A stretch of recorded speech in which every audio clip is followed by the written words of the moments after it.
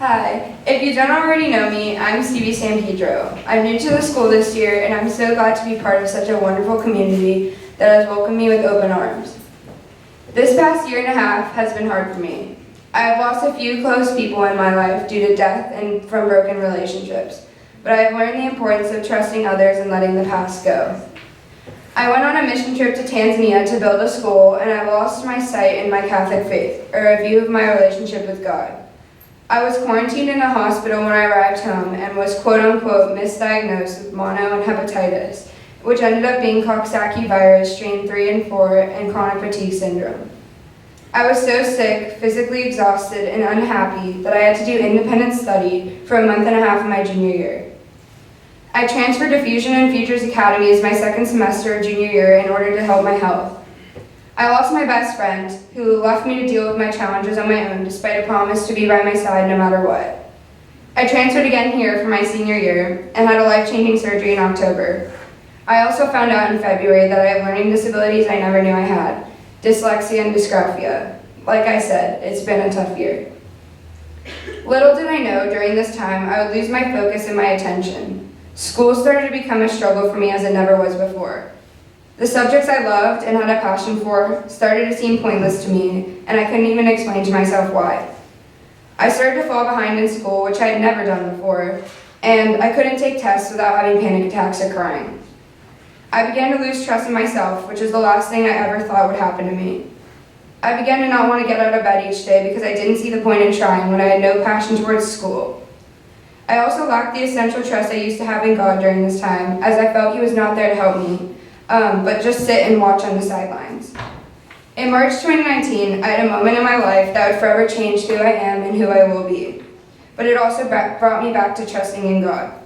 As most of the seniors know, I have a Roman numeral date tattoo on my arm, and this is a forever reminder to me to be who I was made by God to be and nothing less than His vision.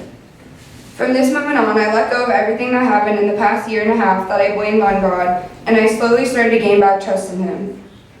I am thankful for everyone who prayed for me throughout my time of suffering because I believe in part it contributed to me being able to pull myself out of the ditch I was in. I attended Mass again for the first time in almost a year, when a priest at my church, Father Pat, finally gave me the advice to let go of all the troubles that have occurred in my life and to fully trust in God again. I also developed an even stronger trust in my family and my friends who have always been there for me no matter the case. I learned once I gained my trust back in God about who will truly support me in my life.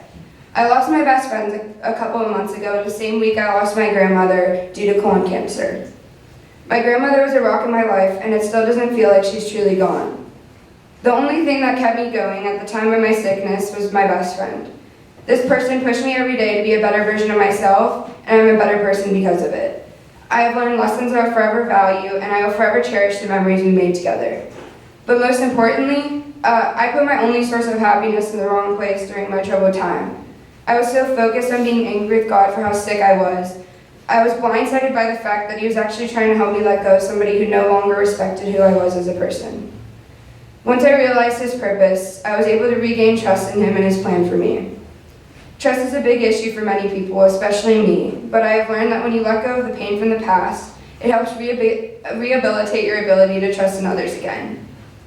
Every one of you are special, and you are put on this earth for a reason, and so is every other person on this earth. So you shouldn't treat anyone poorly or talk badly about them behind their backs because you may not know what they're truly going through.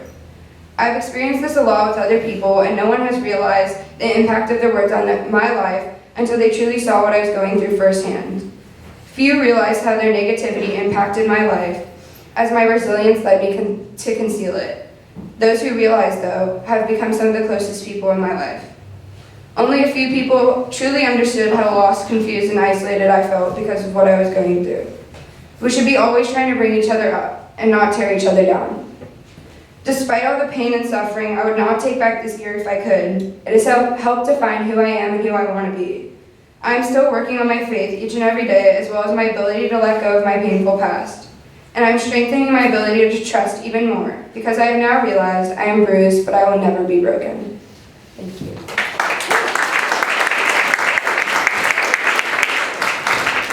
Shout-outs, Miss Rudolph, thank you for being the most amazing advisor and AP Art history teacher. I couldn't have been luckier to have such an amazing influence during my short time at RHP. Ms. Blanchette, thank you for bringing my love of math back into my life. I am forever grateful for all that you have taught me.